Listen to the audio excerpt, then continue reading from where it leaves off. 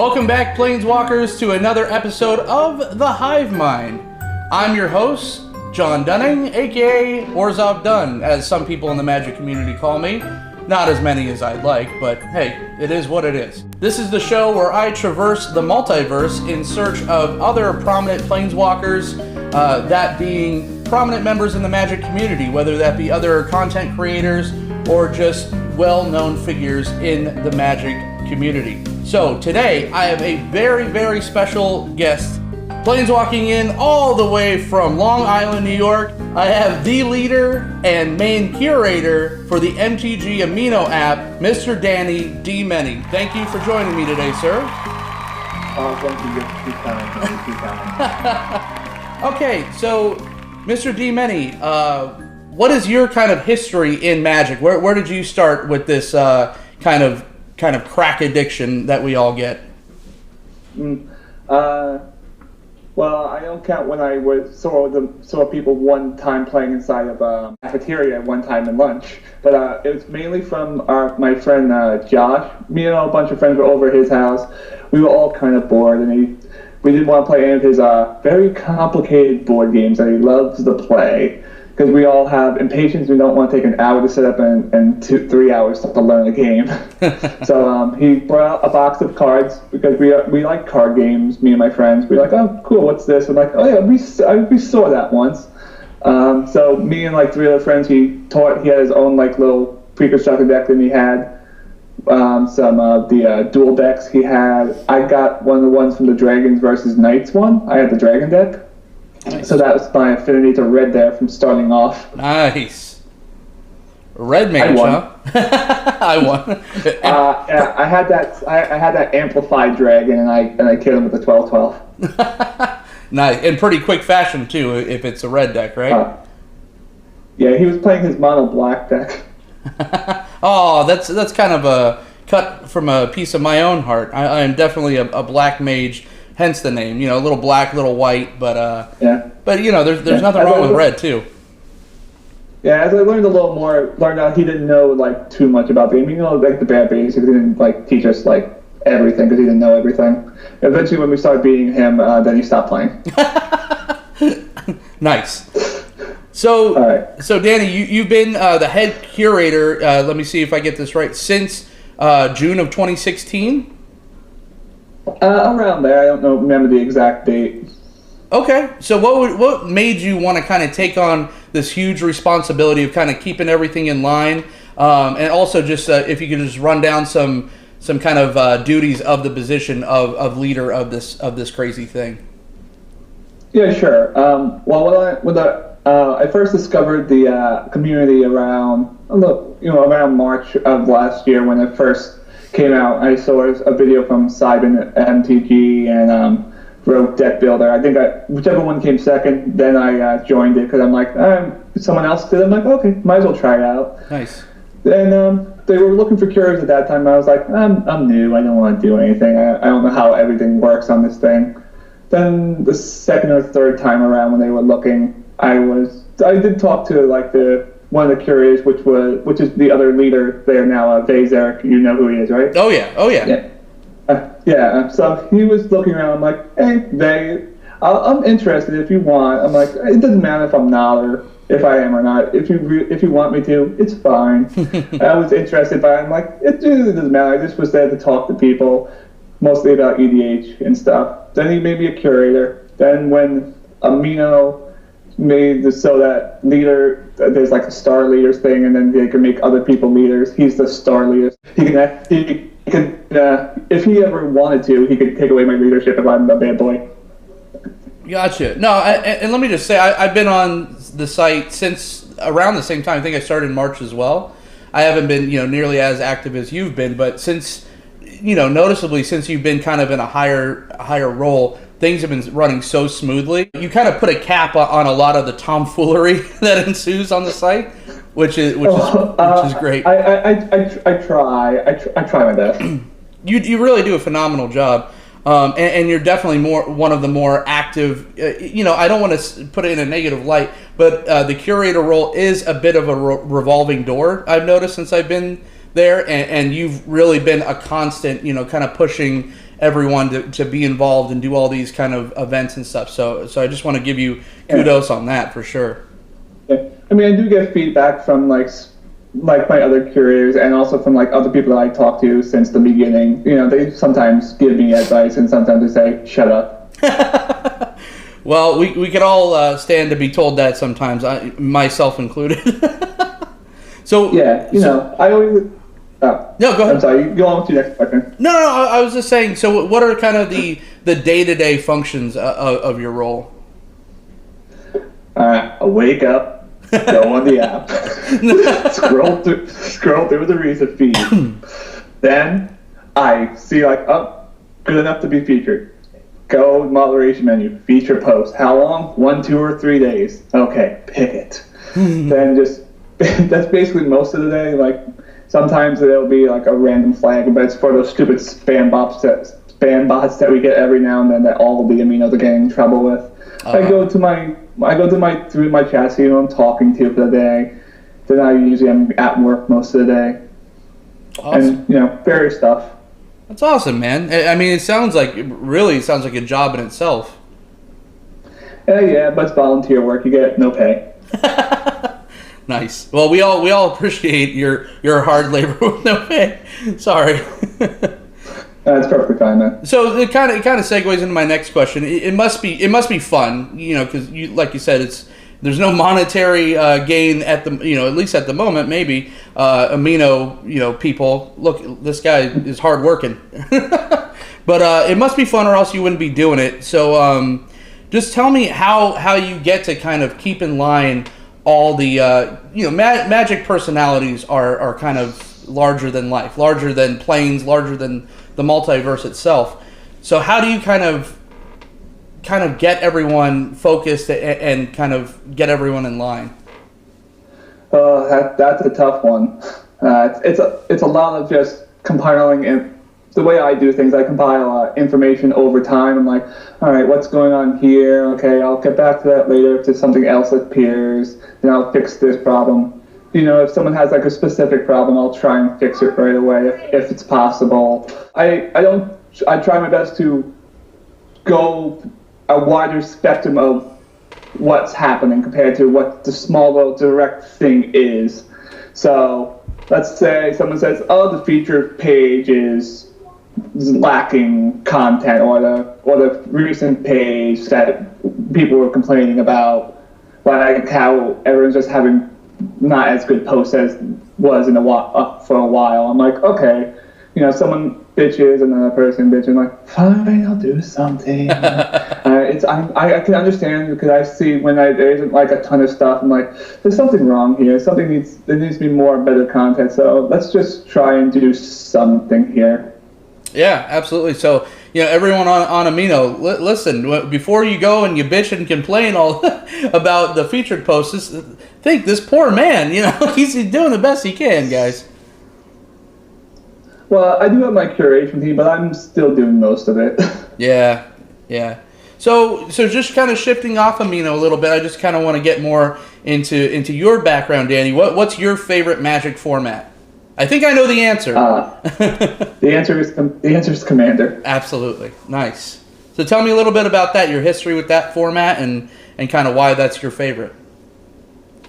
Well, let's see, me and my friends were still learning, because we started out playing around.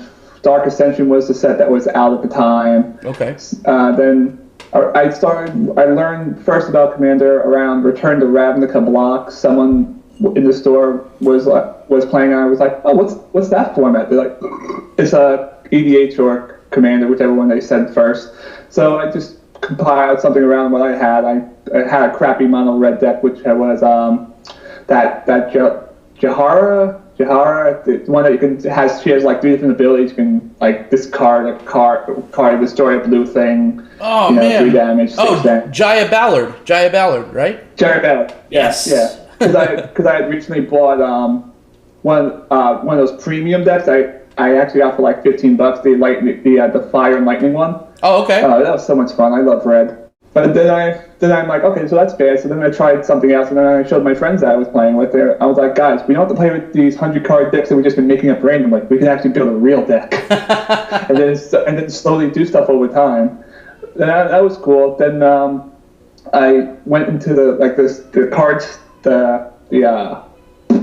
case that the store had, and was looking around, and I bought Send triplets for $5. Oh man, you dirty dog! I love that ability. But then my second deck was Rurik Star, and that's my favorite deck. That's quite a shift. When I was building multiple decks, I'm like, okay, we need to build a deck that counters someone else's deck for a specific reason. Oh yeah, absolutely. So all the blue mages, like, see you slap Rurik Star down, they're just like, well, next. I played against. Go ahead. Yeah, I love. That's why I love him, because he just punishes people for like, oh, you like being an artifact deck? No, don't do that. Right. Oh, you like being Narset? No, Narset. Bad Narset. Yeah, seriously.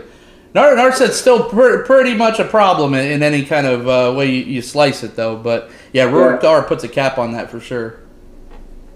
They cry and say, I can't play my deck now. I'm like, well, now the rest of us can play it again. Yeah, it's better than at least you can't play your deck than all of us can't play our deck. So I feel you on that. Yeah. I think my very first Commander deck was, I think I did the Ghost Council from Return to Ravnica. Ghost Council. Yeah, what's his name? What was his name? Ghost Dad, right? The 5/5. Yeah, it's like the Ghost Council of Ozova.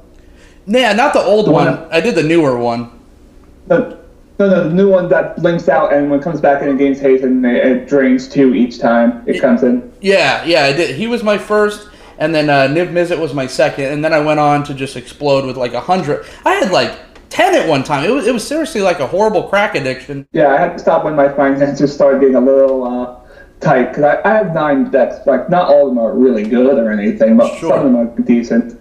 Yeah, I kind of sold my stuff down to really jump in hard to Modern, and I've been playing Modern pretty heavily ever since. But we'll get to that in a little bit. So with all the again, this is a good segue. So with all the competitive changes to Modern, I don't know if you've kind of kept up with this. So WotC kind of came out with that announcement that they're kind of abolishing Modern as one of the big competitive formats for GPs and whatnot. So they're really focusing on Standard and Draft. So now with this announcement and all these spoilers coming out, Fast and Furious for Modern Masters 2017, we have the hit list. We finally got a reprint of Damnation. We got a reprint of Liliana the Veil. I mean, it's really the who's who of all the Modern cards and the enemy fetch lands.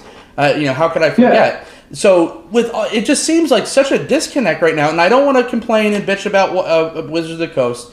They are way smarter, infinitely smarter than I am. But with finally the who's who and the hit list of this Modern Masters and all these reprints we're getting, and now they put a kibosh on the competitive play of Modern. Give me your take on that? What do you think that was? Yeah, I mean, even though I don't play Modern, I still follow a little bit from the content I watch. I watch other people play, but I like with everyone, I felt it was weird that they are giving us all of the reprints that we've been begging for the past 5-6 years. Sure. In all the one set. It's not like it was spread out through all other sets. It was all the sets. And right before that, they were like, oh yeah, Modern's not going to be shown on big events anymore. So it's basically, I'm thinking they're going, oh, here you go, babies. Here's all the stuff you wanted. Here you go. Don't bitch to us anymore. We don't want to talk to you no more. Goodbye. Here, have all your stuff. Yeah, it's like, here's your pacifier, like you said, and now go play in the corner because you're not playing at main tables. I mean, obviously, it's great for people. Not big boy table. Yeah, exactly. For people like me that just does F&M once in a blue moon, and I want to do my Modern stuff. It's great. We finally got these reprints and whatever. It won't cost me, $120 for one copy of a damn fetch land. But but it just seemed like such a weird, WotC just seems in such weird decision turmoil right now. Yeah, they really should have just did the announcement afterwards. Exactly. Either way, it would have been weird, but yeah, it would make a little more sense if it came after. I agree. So bringing up our next subject, kind of goes back to Amino a little bit. You've seen right now there seems to be like it's like bunny mating season right now for MTG YouTubers, myself included. But there's a lot of people that were just kind of content creators for Amino, and now you see everyone's popping up with YouTube channels and whatever. Is there any chance we could be seeing a DMANY YouTube channel in the future? Nothing for Magic, but like a long time ago, me and my friends used to do some random like sketch comedy stuff on my channel that I just use to watch videos now because, camera broke, people have lives, people have other stuff to do. We don't have money for a million props, we're bad at acting, blah, blah, blah. Nice. So what do you think about all the, the heavy kind of flow of new MTG YouTube content creators?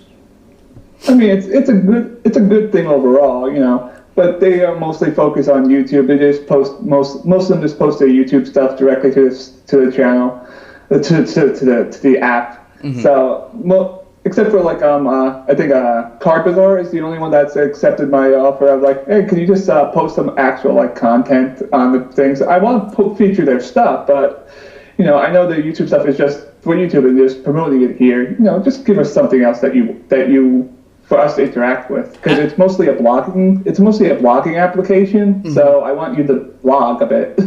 Absolutely, yeah. I mean, if you're gonna put all this time and effort into making the videos and editing and do all this stuff, you could at least carve out 20 minutes, 15 minutes to actually write about the video and why people should watch it, right? Yeah, 5-10 minutes. Give maybe a snippet of what the script says. Sure, and kudos to Coach. Coach is a big friend of the show. He kind of was the first channel to kind of reach out to my channel when I was at 0 subscribers. Yeah. So that he's awesome. He's an amazing guy. Best friend for life. I talk to him constantly. Every day pretty much. So he's really doing it right. And I'll use this opportunity to shamelessly plug myself that the whole Urza Saga block. Yours truly is kind of lending his pipes to that. So look out for that coming soon on the card anthology series. I was very fortunate to be asked to do that. So. Oh, awesome! I love that series of his. It's really a great series. It's very important. You see kind of the comment section of that series, and people like old timers like myself that have been playing since Ice Age. It's really important for people like that, and then people that are kind of jumping into the game now. The historian role is really what I'm into is at this point of my life. Yeah, it's always good to know your history so you don't repeat your past mistakes. Watsy, what's up? I mean, we made Urza Saga and Mirrodin Block, and then we made Emrakul the Aeon's Torn and Smuggler's Copter. Can I just have a little thrown on that situation? Absolutely. Every time they make an artifact block, the standard's broken. It's so true. It's so true, man. They stop trying to make fetch happen. I mean, Theros was my favorite block, but they gave so many ways to destroy enchantments in that block. Right. And we had the one white card for one that kills target artifact or something, and that was it. That's more or less. Yeah, it's fragmentized, I think. Yeah, fragmentized. Yeah, thank you. And that was it, right? And sorcery speed is the part. Yeah, not so much. If it would have just been an instant, it kind of could have been this blocks Path to Exile, but nope. They could have just had good old Naturalize, not Appetite for whatever it was called, the green one.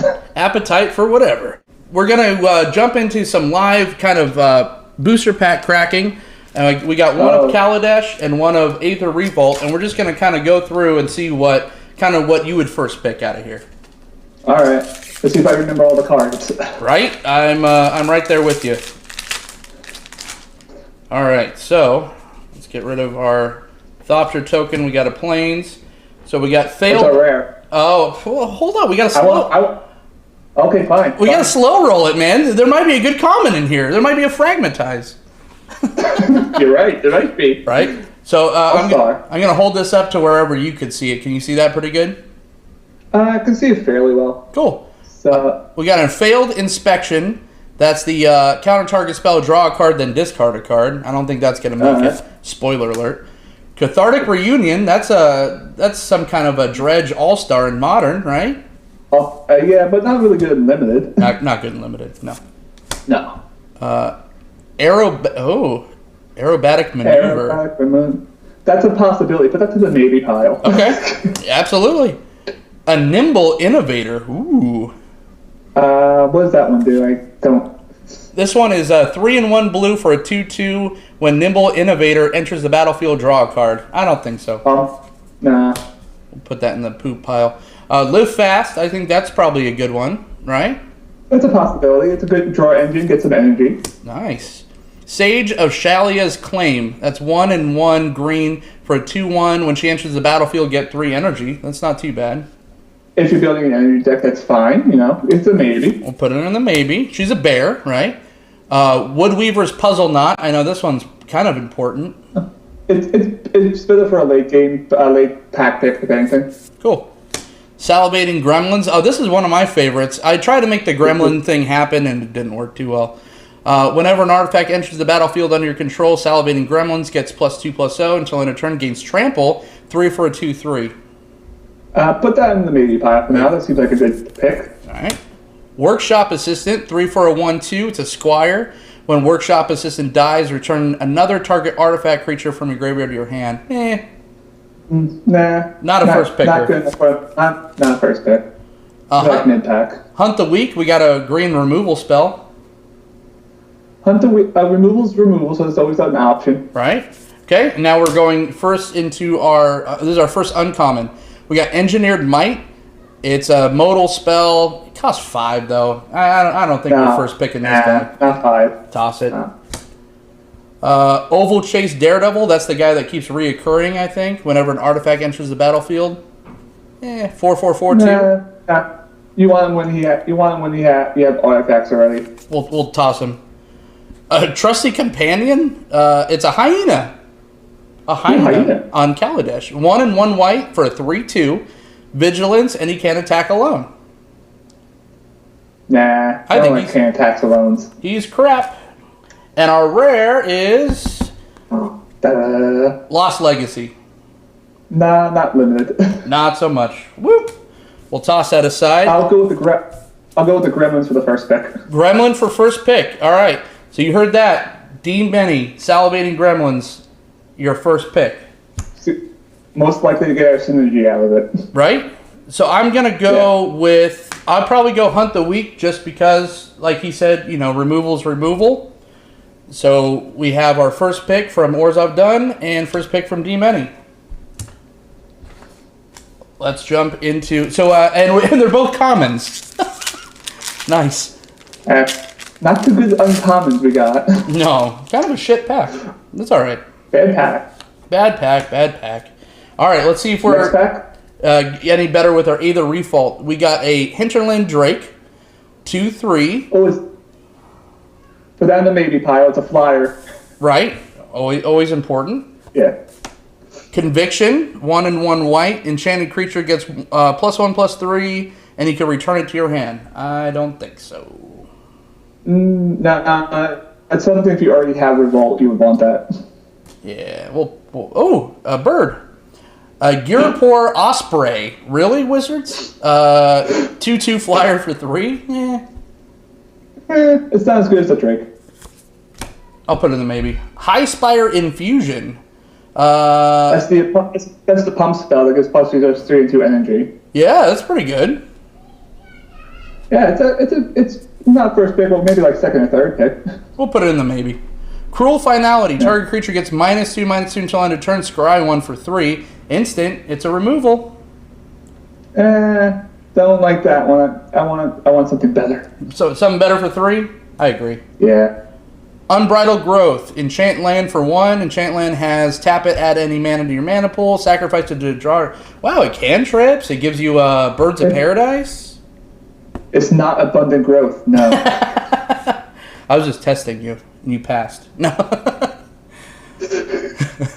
Destructive Tampering. Another modal spell. Destroy target artifact. Removal. Creatures without flying can't block this turn for 3.